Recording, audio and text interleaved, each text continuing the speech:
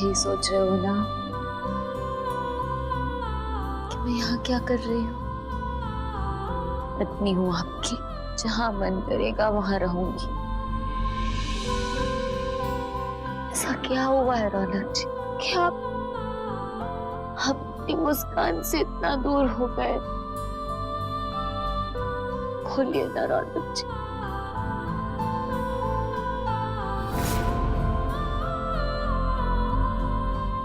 बार बार एक चीज हमसे मत पूछो। कुछ तो बात है, जरूर कुछ तो बात है। इंतजार करूंगी उस दिन का जब आप मुझसे सब कुछ सब शेयर करेंगे, और इंतजार करूंगी उस दिन का जब मैं सर जी को सजा दिलवाऊंगी।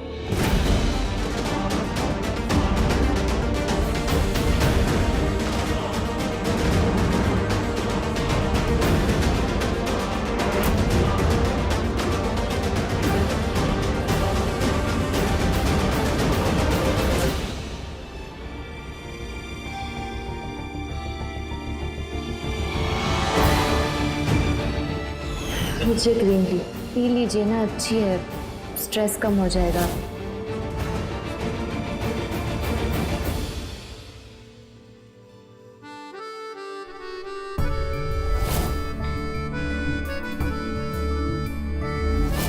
उसका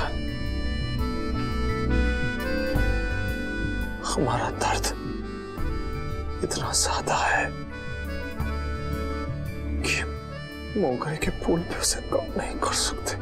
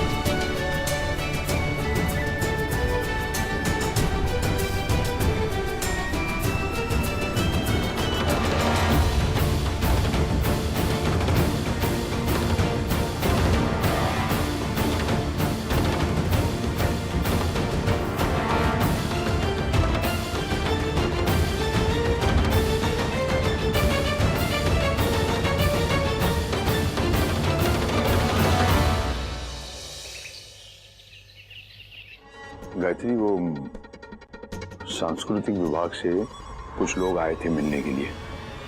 उनका कोई आर्ट एग्जीबिशन है, वहां पर हमें उसकी इनॉग्रेशन के लिए बुलाया है, उद्घाटन के लिए। और वहां पर डीआईजी साहब भी आ रहे हैं खास, तो हमें चलना पड़ेगा। हाँ,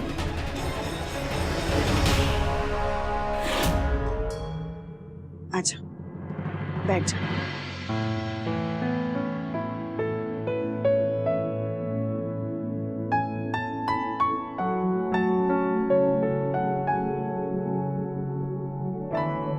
उसका हमने नाश्ता किया। आउट हाउस में भिजवा रही हूँ, वो यहाँ नहीं आना चाह रही है। मनोज। जी मालकिन, आपने बुलाया?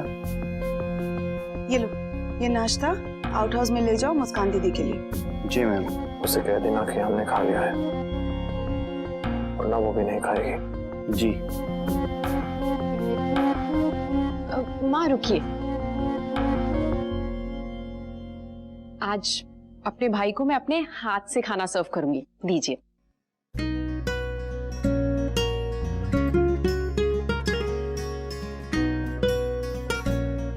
अच्छा लवली दी, मैं क्या सोच रही थी कि आज मौसम भी बहुत अच्छा है, बादल छाए हैं, तो क्यों ना आप मैं और रौनक भैया आउटिंग पे चलते हैं। हाँ, शॉपिंग वॉपिंग भी कर लेंगे और बाहर घूमना फिरना भी हो जाएगा। क्यों, सही बोला ना?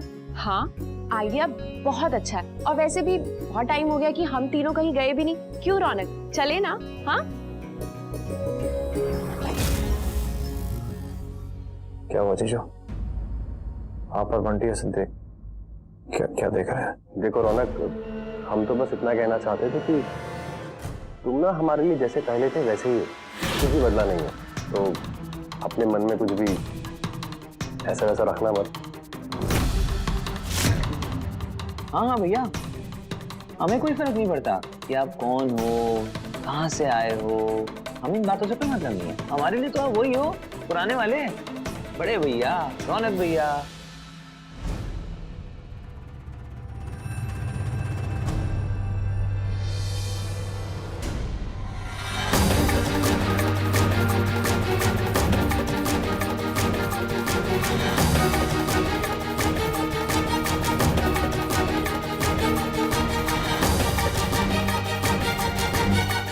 माँ,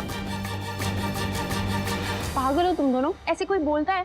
देखो ना, उसे कितना बुरा लगा होगा, वो चला गया। लवली दी, मैं तो कहती हूँ कि हम मुस्कान को सब सच बता ही देते हैं, तो फिर ये सारा मैटर ही ओवर हो जाएगा ना। खबरदार जो कोई उसके पास गया है तो फिलहाल कुछ बोलने की जरूरत नहीं है उस मुस्कान को। जैसा चल रहा है वैसा चलने दो। मुझे यकीन है कि जब भी उसे पता चलेगा वो अपने आप चली जाएगी रौनक को छोड़कर। वैसे दोनों है तो एक ही थाली के चट्टे बट्टे। अगर वो मेरे भाई के खिलाफ कुछ न कुछ करती रही तो रौनक हमेशा उसके सामने ही खड़ा मिलेगा। और देखना, एक दिन उसे घर से ही निकाल देगा। अगर दोनों हालतों में उसका इस घर से जाना निश्चित है तो हम क्यों बीच में पड़े? सही समय का इंतजार करना चाहिए मेरे हिसाब से, राम जी की कृपा से। एक बार फिर से आपसे मदद मांगने आई हूँ मैं। वो रौनक जी कुछ बोल ही नहीं रहे। आई नो कि पिछली बार थोड़ी गड़बड़ हो गई थी, पर आपके अलावा किससे मदद मांगू समझ में नहीं आ रहा। भाभी, आप हमें धर्म संकट में डाल रही हैं। पिछली बार भैया ने सिर्फ वार्निंग दी थी, इस बार सच में हमारे दांत तोड़ देंगे वो। उन्हीं के लिए कर रही हूँ ये सब कुछ। पता नहीं सर जी ने ऐसा क्या कर दिया है, क्या कहा है कि रौनक जी इतने बदल गए हैं। और ये जानना बहुत जरूरी है हनुमंत भैया। और फिर हनुमान जी ने ही तो राम जी की मदद की थी। सीता मैया को बचाने के लिए पूरी की पूरी वानर सेना इकट्ठा कर ली थी। पर यहाँ राम जी खुद संकट में है और मेरे लिए आप ही हनुमान जी है जो अपने राम जी के लिए कुछ भी करेंगे। प्लीज प्लीज मेरी मदद कर दीजिए ना हनुमंत भैया। रौनक जी को दोबारा वही रौनक जी बनाने में। बस भाभी, आप तो हमें रुला ही दिया। टूट जाने दीजिए, हमारे दांत हम नए लगवा लेंगे। और आपका यह हनुमान इस सीता भाभी को ये वचन देता है कि हम आपके राम जी को वनवास से बाहर निकाल कर रहेंगे। बताइए, आपका हनुमान आपकी किस तरह मदद कर सकता है? क्या प्लान है? कल मैंने अनशन किया था, आज मैं सर जी के खिलाफ आंदोलन करूंगी। ये ले थोड़ा सा। मैंने हम नहीं खाएंगे।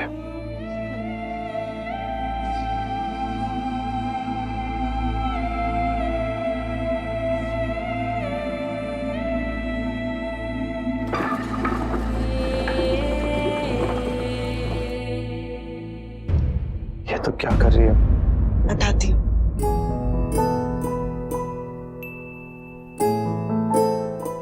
ये देख रौनक, ये सब तेरे बचपन के कपड़े हैं, जब तू पैदा हुआ था ना तब के। ये शायद तब का होगा जब तू 2 महीने का था।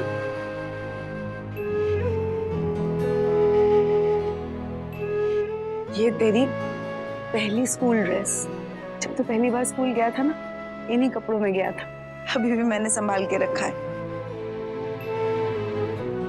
और मुझे आज भी याद है तेरे स्कूल का पहला दिन। मैं तुझे गेट पे छोड़ने आई थी और तू अपने पापा के साथ बस स्टॉप तक जा रहा था। बार बार मुड़ मुड़ कर तू मुझे देख रहा था और रोए जा रहा था। और फिर जैसे स्कूल से वापस आ गया तो पता है क्या पूछने लगा कि और कितने दिन स्कूल जाना होगा माँ।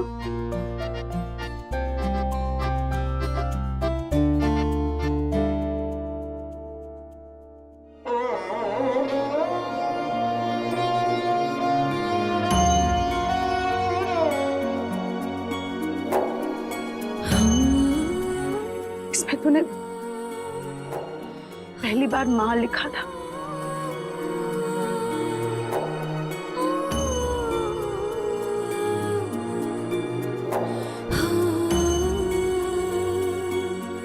माँ,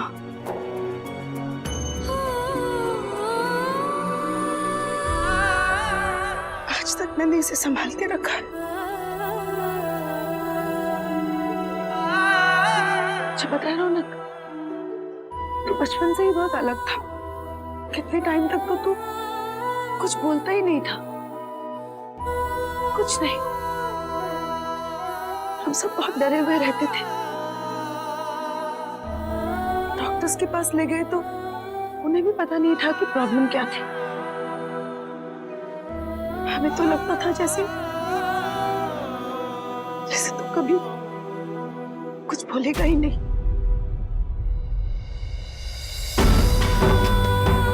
मेरे कान तरस गए थे माँ शब्द सुनने के लिए।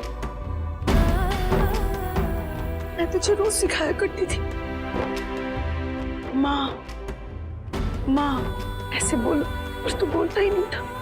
बस अपनी बड़ी बड़ी आंखों से मुझे देखता ही रहता था। फिर एक रात मुझे बहुत तेज बुखार आया, बहुत बीमार थी मैं। और तब तूने बोला, और जब तू बोला तो ऐसा लगा जैसे तेरे मुंह से मोतियां बरस रही थी। पता है तूने क्या बोला था? माँ माँ, वो शब्द जिसे सुनने के लिए मैं तड़पती थी, तरस गई थी। तेरे मुंह से माँ सुनते ही मानो मेरा बुखार दर्द सब गायब हो गया, सब ठीक हो गया। पता नहीं किस्मत ने क्या खेल खेला है रौनक। पर मेरा प्यार और मेरी ममता तेरे लिए हमेशा निस्वार्थ थी और मरते दम तक रहेगी रौनक। तू मेरा बेटा है, मेरा रौनक, मेरा गर्व। आज भी मैं उसी दर्द से गुजर रही हूँ रौनक। और इस दर्द को सिर्फ तू ही दूर कर सकता है। मुझे फिर से एक बार माँ कह के बुलाना।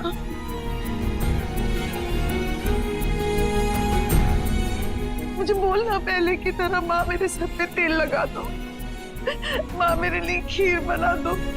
बोलना रौनक, चाहे गुस्से में हो, प्यार में हो, जैसे बोलना है, लेकिन एक बार मुझे माँ कह के बुला बेटा। मैं तड़प रही हूँ ये शब्द सुनने के लिए रौनक।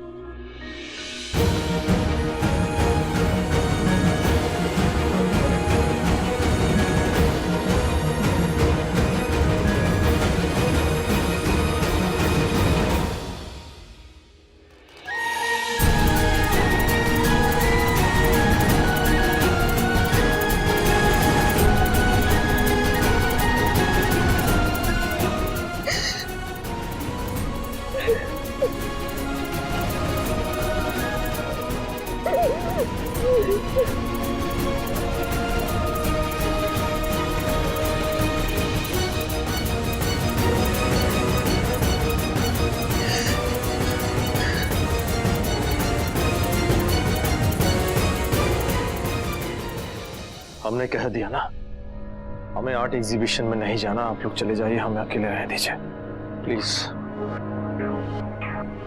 हमें अकेला छोड़ दीजिए।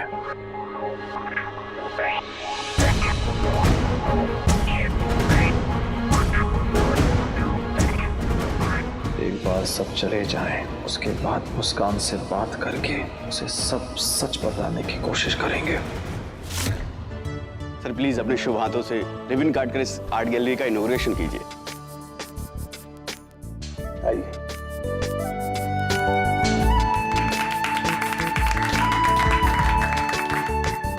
आइए सर।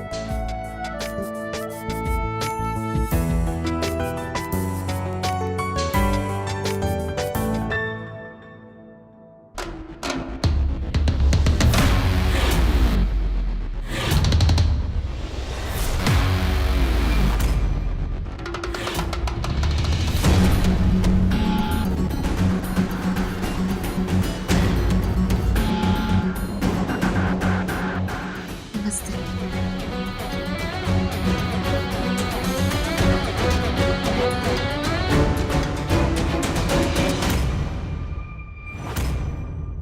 बेटे आपकी पेंटिंग है ये? Yes sir. ये इनको कवर क्यों किया हुआ है? सर क्योंकि सच अक्सर पर्दे के पीछे छुपा हुआ ही होता है। पर्दे को उठाकर ही सच सबके सामने लाया जाता है। आज मेरे इन पेंटिंग्स के माध्यम से मैं एक कहानी बताना चाहती हूँ सर। कोठे की कहानी। सर मेरी इन पेंटिंग्स में आपको एक ऐसे इंसान के बारे में पता चलेगा जो गलत काम करता है, गंदे धंधे करता है, शहर की लड़कियों का सौदा करता है और उन्हें कोठे पर बिठाता है और खुद वो कोठा चलाता है। एक ऐसे इंसान के बारे में जिसकी ये काली दुनिया होने के बावजूद भी समाज के सामने एक साफ और सफेद दुनिया बनाकर रखता है वो।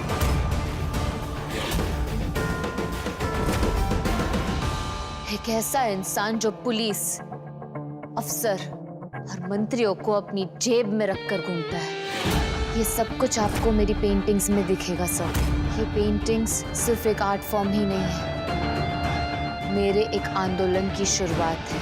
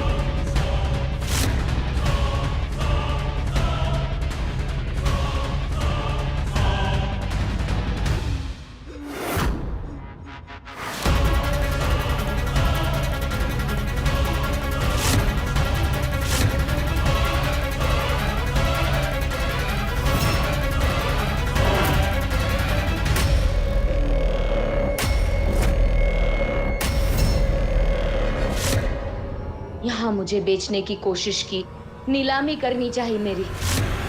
आप में से जो भी इस चांद को पाना चाहते हैं वो आपके सामने की टेबल में रखे लाल गुलाब पेश करें। मेरी तरफ से ये।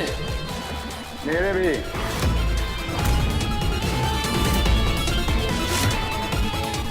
मेरी मम्मा को जिंदा जला दिया मेरी आंखों के सामने और मैं कुछ नहीं कर पाई।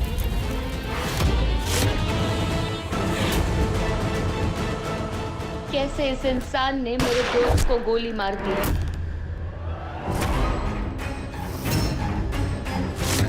और ये पेंटिंग देखिए, कैसे दरिंदगी की हद पार कर यहाँ एक दिन के बच्चे को कैसे मार डाला।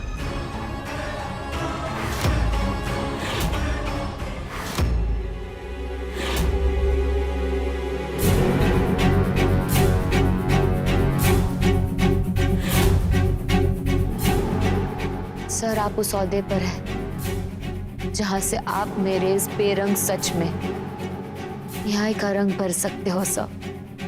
प्लीज सर प्लीज मुझे न्याय दिलवा दीजिए। किसके बारे में बात कर रही बेटे?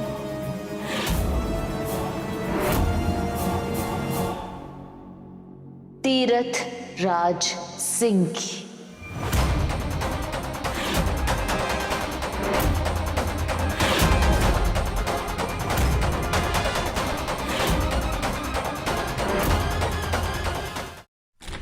मुस्कान,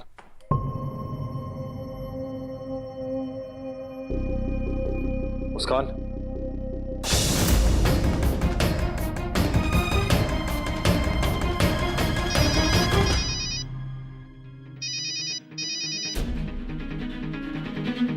हेलो। धीरज जी, ये लड़की क्या कह रही है? ऐसे कैसे कह सकती है उनके बारे में? धीरज जी इतने बड़े आदमी इस शहर के, कोई सबूत है आपके पास इनके खिलाफ? ये क्या बताएंगे सर? सच वही है जो मैंने कहा आपसे।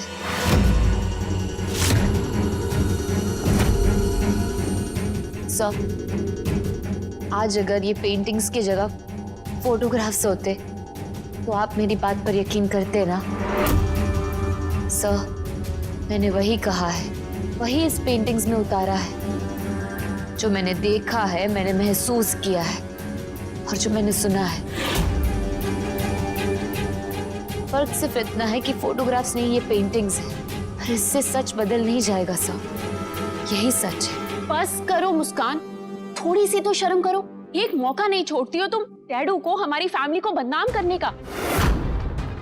मुस्कान बेटा, यहाँ ये सब क्यों माँ? यहाँ क्यों नहीं? सच का किरदार ऐसा ही होता है माँ। ज्यादा दिन सबसे छुपता नहीं है और जब सामने आता है ना, ऐसे ही सरेआम सबके सामने आता है। और माँ प्लीज, आप मेरा साथ नहीं दे सकती तो कोई बात नहीं, प्लीज मुझे रोकिए मत। सर, मेरे पास कोई सबूत नहीं है।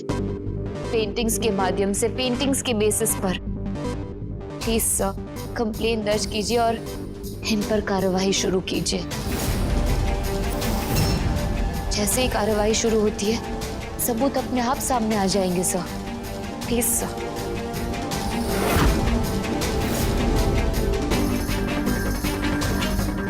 इस इंसान के सामने, इस इंसान के खिलाफ ये आंदोलन तब तक नहीं रोकूंगी जब तक इनके खिलाफ कार्रवाई शुरू नहीं की जाती।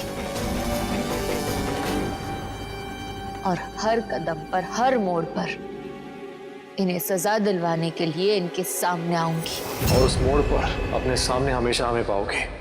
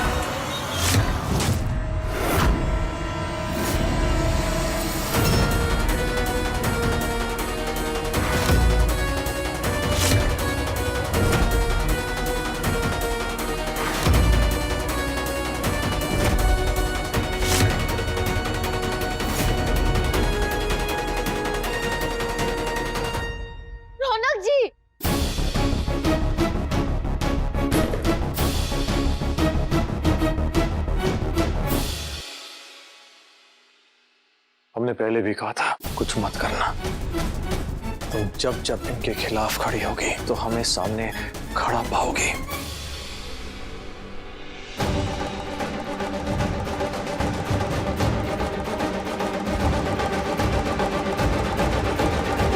आप ही बताइए, पेंटिंग्स के बिना पर एफआईआर दर्ज होती है क्या? कानून को सबूत चाहिए, सबूत पे ही काम करता है। ये सब जो कर रही हैं, ये हमारे परिवार को सिर्फ बदनाम करना चाहती है।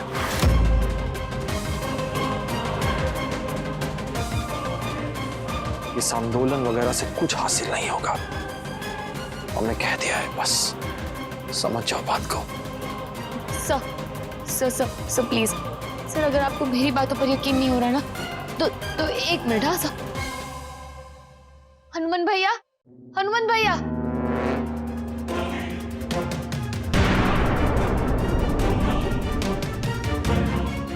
हनुमान भैया।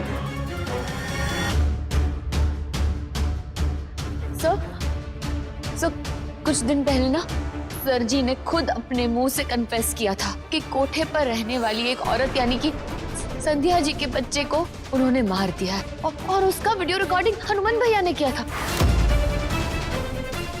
पर सर उस वीडियो को इन्होंने बड़ी चालाकी से डिलीट कर दिया था। पर हनुमान भैया आपको उस वीडियो के बारे में बताएंगे सर।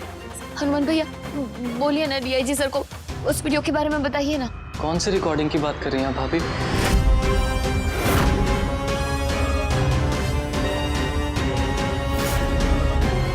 आप क्या बोल रही हैं?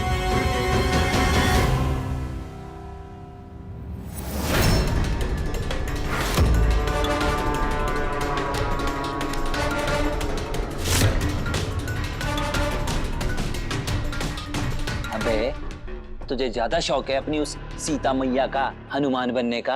अब तो रौनक भी मुस्कान का साथ छोड़ चुका है, तू भी छोड़ दे, समझा? दिमाग लगा। कभी तूने सुना है कि रौनक ने मुस्कान का साथ नहीं दिया? सोच ऐसा क्या हुआ होगा कि रौनक इतना बदल गया? सोच, मैं बताऊं?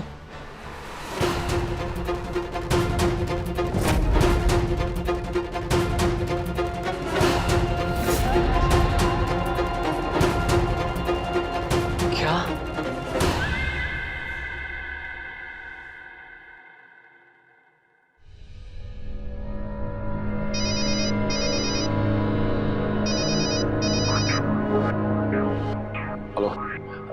हेलो, सॉरी भैया जी,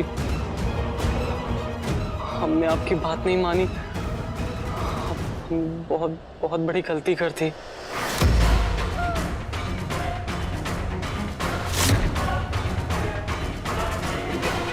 ठीक है, हमारे यहाँ। हाँ प्लीज आप जल्दी आ जाइए। हमने कहा ना आपसे, इनके पास कोई सबूत नहीं है और हमारे पास इनके खिलाफ सबूत है। इन्होंने आर्ट गैलरी वालों को गुमराह किया, झूठ कहा, ये पेंटिंग्स इनकी हैं और जो असली आर्टिस्ट था उसको तो आने भी नहीं दिया। और आर्टिस्ट की पेंटिंग्स ये बोल के पेश की कि ये इनकी पेंटिंग्स हैं। लेकिन इन्होंने तो मुझे कहा कि ये खुद आर्टिस्ट है।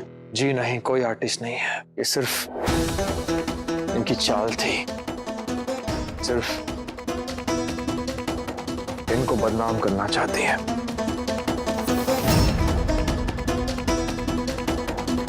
और सबूत है ये हनुमंत। रौनक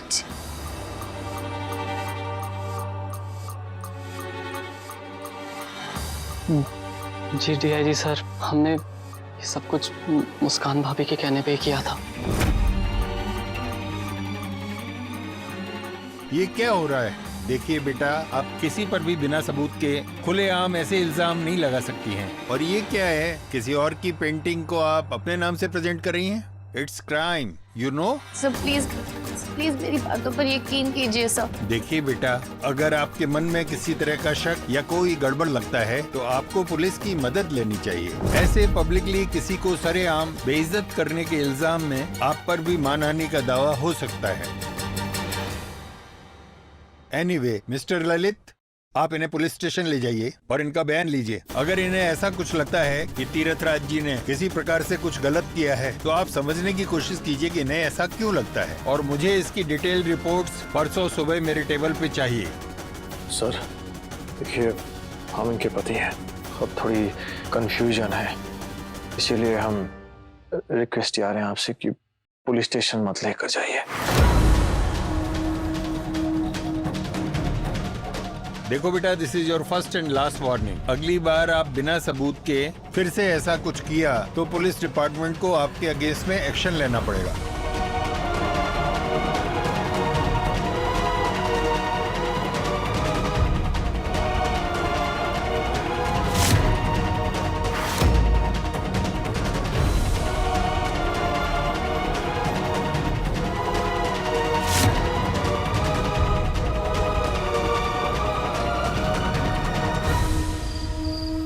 सॉरी भैया जी, हम मुस्कान भाभी को उस हालत में अकेले नहीं छोड़ पा रहे थे, और सच कहें तो वो आपके बिना बिल्कुल हेल्पलेस हो गई है।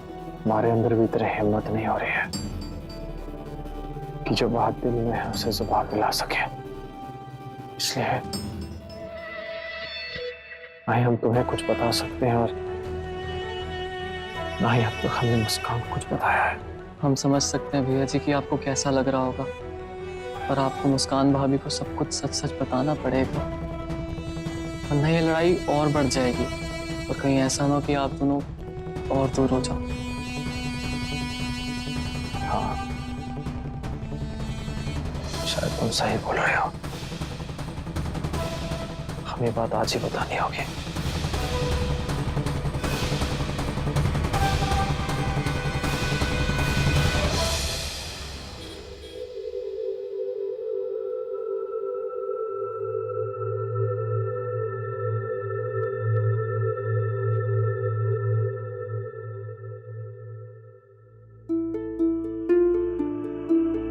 नाराज हो क्या हमसे?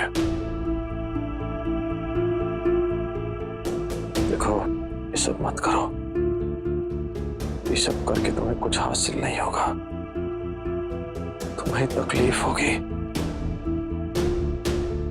तुम्हें दर्द होगा। दर्द? जिस दर्द की आप बात कर रहे हो ना रौनक जी, उससे तो बचपन से ही दोस्ती कर ली है मैंने। इतना अच्छा दोस्त बन गया है मेरा, कभी साथ नहीं छोड़ता, आपकी तरह नहीं जो बीच में ही साथ छोड़ दे। तुम्हें दर्द पहुंचाकर हम भी दर्द में ही जी रहे हैं मुस्कान, लेकिन आज तुम्हें अपनी जिंदगी का सारा सच बता के तुम्हें और दुख नहीं देंगे, हम सच बता के रहेंगे। हम रिक्वेस्ट आ रहे हैं, प्लीज ये सब कुछ बंद कर दो, मत करो ये सब कुछ, और किसी के भी खिलाफ कोई भी कंप्लेंट मत करो। आपको जो कहना है कह लीजिए रौनक जी, और उस इंसान ने जो मेरे साथ किया है ना, उसके बाद मैं उसे कभी माफ नहीं कर सकती। मुझसे मेरी मम्मा को छीना, मेरे बचपन को छीना, मेरे सम्मान को छीना, क्या कुछ नहीं छीना, इतना कुछ खोया है उस इंसान की वजह से कि उससे तो सजा दिलवा कर ही रहूंगी। आप पीछे क्यों हट गए, उसकी वजह मुझे नहीं पता, पर इतना जरूर जानती हूँ कि आपकी वजह मेरी इन वजहों से ज्यादा बड़ी हो ही नहीं सकती।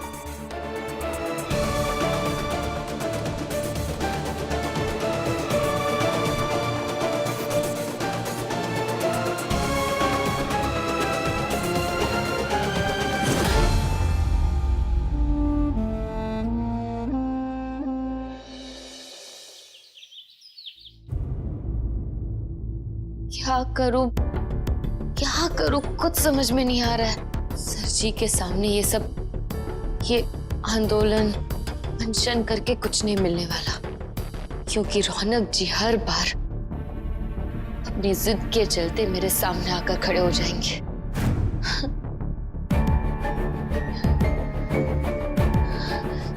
इतना अकेला, इतना हेल्पलेस मैंने कभी फील नहीं किया है।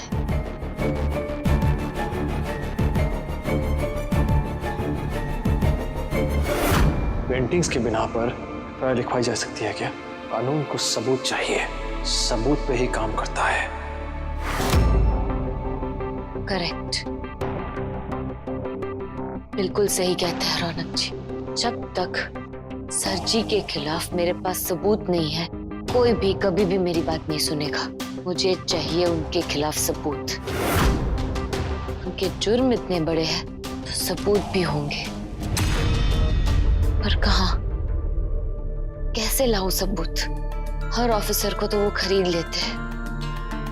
कोई तो होगा जो सच्चा हो, ईमानदार हो, जिसके पास सर जी के खिलाफ कोई सबूत मिल सके।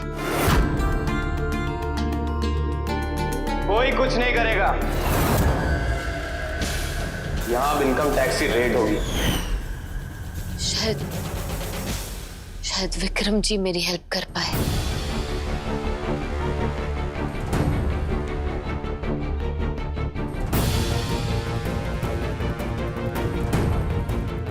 हेलो भैया, भैया ये देखो क्या छपा है आज के अखबार में। क्या हो गया बहना, क्या छप गया अखबार में? तीरथ राज सिंह की बहू मुस्कान ने निकाला उनके ही खिलाफ मोर्चा। क्या मुस्कान का ये आंदोलन रंग लाएगा? देखो कैसे सरेआम बदनाम कर रही है ये लड़की आपको और इस परिवार को। भैया मैं तो कहती हूँ आपको कोई बड़ा काम करना चाहिए, जैसे चैरिटी या कुछ गरीब बच्चों के लिए स्कूल खुलवा दिया, जिसके कारण आपका नाम पेपर में आए और इस मुस्कान के सारे दाव पेच खाली जाए।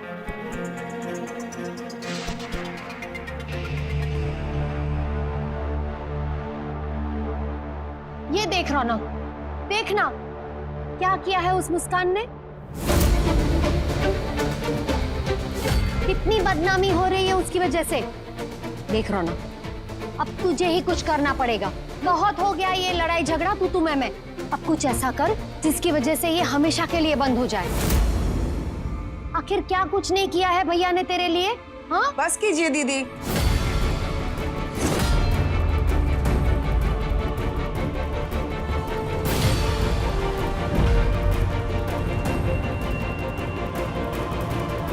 बस कीजिए। रौनक के साथ इस घर में कोई भी हिसाब किताब नहीं करेगा। दीदी इस बात का क्या मतलब है? हाँ कि इन्होंने रौनक के लिए बहुत कुछ किया है। अरे बेटा है वो इस घर का। अरे मामी जी, आप तो बेफालतू में ही गुस्सा हो जा रही हैं। हाँ सही तो कह रही है बुआ जी। इतना कुछ किया है पापा जी ने रौनक के लिए, अब रौनक इतना भी नहीं कर सकता क्या? हाँ वो मुस्कान को रोक नहीं सकता है पापा जी के खिलाफ कोई भी कदम उठाने से? एक मिनट, तुम में से किसी से मैंने कोई राय मांगी?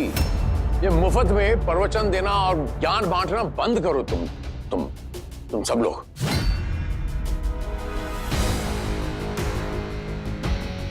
रौनक से इस घर के अंदर आज के बाद कोई हिसाब किताब नहीं पूछेगा। वो जो करता है, जो डिसीजन लेता है वही फाइनल है। किसी ने भी अगर इस किस्म की ओछी हरकत की, अपने आप इस घर से बाहर चले जाना। इस घर का इकलौता वारिस और असली हकदार रौनक है, तुम लोग नहीं।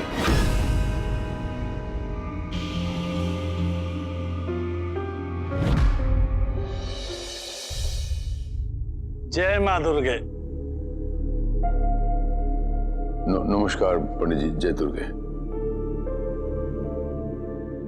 बताइए कैसे आना हुआ? मैं आपको ये बताने आया था, आपने जो देवी माँ की मूर्ति बनवाने के लिए दी थी वो बनकर तैयार है। लेकिन मूर्ति के लिए मिट्टी तो मैं पंडित जी ला ही नहीं पाई। किसने दिया? वो तीर्थ जी ने भिजवा दी थी। आपकी किसी इच्छा को मैं अधूरा कैसे रहने दे सकता हूँ गायत्री जी? देखिए, अब आप पूजा हवन करके उस मूर्ति को मंदिर में स्थापित करने की तैयारी कर लीजिए। आज मुहूर्त बहुत अच्छा है, आज ही मूर्ति स्थापित हो जाए तो बहुत अच्छा होगा। जी ठीक है। हवन की सारी तैयारियां हम खुद करेंगे। जी। कुछ भी हो, आज देवी माँ को साक्षी मान के मुस्कान को सच बता देंगे हम, और उसे मना लेंगे कि अब ऐसा कुछ ना करे, और फिर उसके साथ यहाँ से कहीं बहुत दूर चले जाएंगे हम। अब मैं चलता हूँ। जय माँ दुर्गे।